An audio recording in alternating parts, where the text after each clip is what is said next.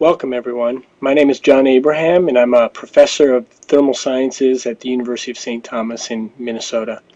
And thanks for listening. In this presentation, I will be responding to a recently given speech by Lord Christopher Monckton. He's a well-known denier of climate change, and I will go through his slides and show screenshots of his slides, and I'll respond to his presentation in a way typical of how a scientist responds to information. I hope the presentation I'm going to give is clear, concise, and if there are any questions or comments or requests for references, I'll be happy to provide those, and I will provide my email address. Just a bit of a background. Christopher Monckton gave a presentation on October 14th at Bethel University in Minnesota, and he's a pretty compelling speaker.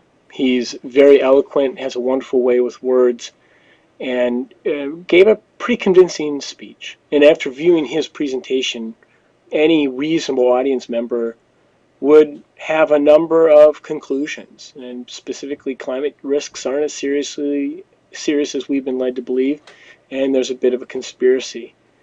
And if you believe what he's following conclusions, the world isn't warming, sea levels are not rising, ice isn't melting, polar bears are not threatened, ocean is not heating up, and there's no ocean acidification.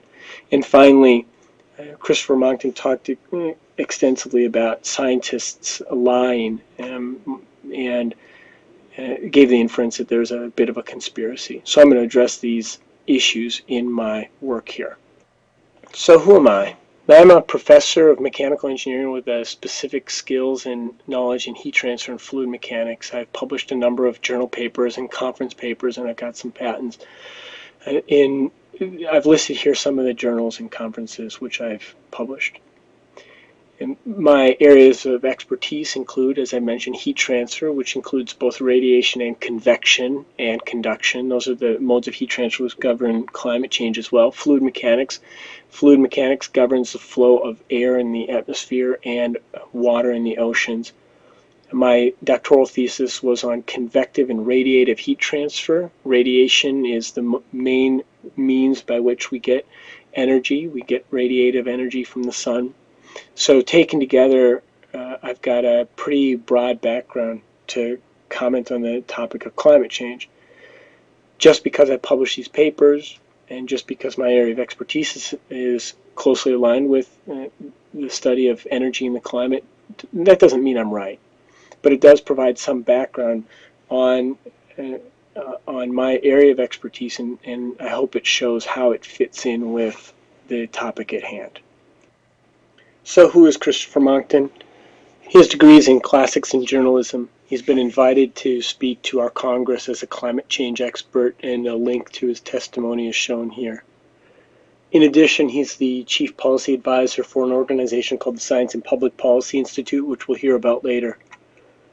He has not written a single peer-reviewed science paper on any topic. Now, does that mean that he's not justified in having opinions on climate change? No. Just because he doesn't have a technical background in climate science or its related subtopics, that doesn't mean that he's necessarily wrong.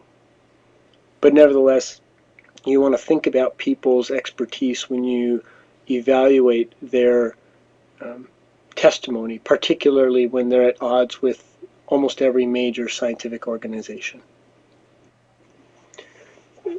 Just to begin, if you listen to Christopher Monckton, you'll find out that his conclusions differ from almost every major scientific organization, and many of them I'll list in my own work here. So what is it that he knows that they don't? I mean, how is it that he has access to information which really overturns the general understanding of climate change? My feeling is that many of his statements sound absurd, and if they sound absurd, they probably are, which is what we're going to begin our investigation on. This is the first slide of Christopher Monckton's, which I'm presenting, and you'll be able to tell that these are Monckton's slides because of the insignia in the upper left. and also I annotate the slides. Here I say CM slide 3. That stands for Chris Monckton slide 3. So it's the third slide from his presentation. And this slide shows a bit of a grainy picture of Sir John Houghton, a well-known and respected climate scientist. And in Chris Monckton's words, he says, we're all going to lie, and then he takes a quote which reportedly comes from Sir John Houghton. Unless we announce disasters, no one will listen. So the question first comes forward, well, did John Houghton really say that? Let's take a look.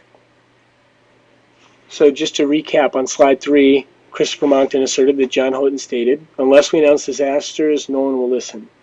So one of the questions is, did that happen? There's a problem. As far as I can tell, it didn't happen, and let's see why I've come to that conclusion. So I wrote to John Houghton, and he replied to me very clearly indicating he had never issued the quote Christopher Monckton used. In fact, John Houghton sent me some newspaper clippings which covered this story. Here's one newspaper clipping, and here's another. And you can see here, this is from the Independent, February 2010. In the upper left, you see a picture of Sir John Houghton, and in the middle, you see a picture of Christopher Monckton. So multiple people have investigated this and found that that quote never occurred. All right, so let's get on to the next topic, which is presented in Chris Monckton's slide number 8. And here's an image taken from that slide. This image deals with projections of sea level rise. And Chris Monckton is talking about the sea level law, and law is his way of pronouncing lie. So it's the so-called sea level lie, and he talks about the IPCC's projections of a 6 centimeter sea level rise from ice sheet melt, whereas Gore projected a 610 centimeter sea level rise, and Gore, of course, is off by a factor of 100. Now this is a big deal because, I mean, 6 centimeters of sea level rise in 100 years, what's the big concern with that? And so what we want to do is we want to investigate this slide and the IPCC and see what was really stated. Just again to recap, on slide 8, 27 minutes into his talk, Christopher Monckton compared Al Gore's estimate of sea level rise with the IPCC.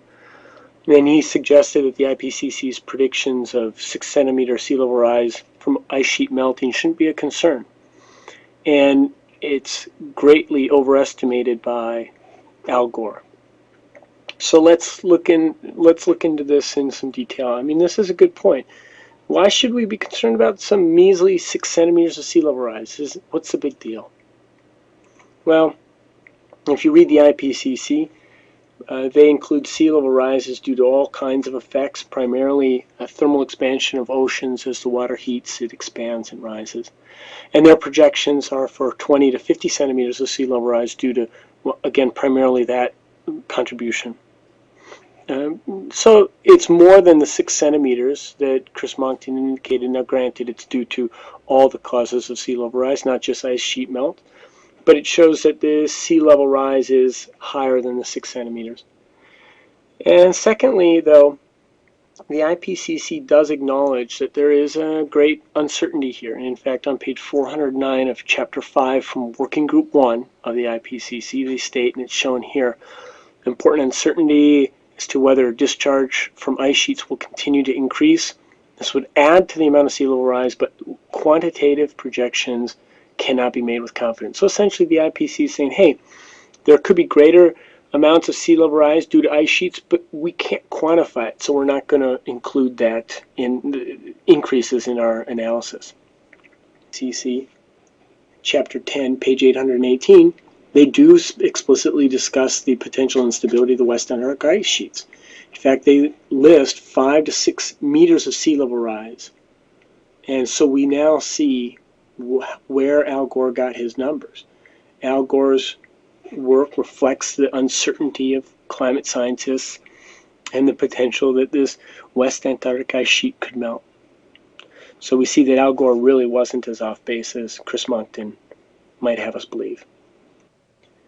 But let's go on. Let's find out what other people are saying. Stability of ice sheets. Here are two papers. Full citations again are given. The first one published in 2007 in the journal Science, talking about ice climate observations and projections.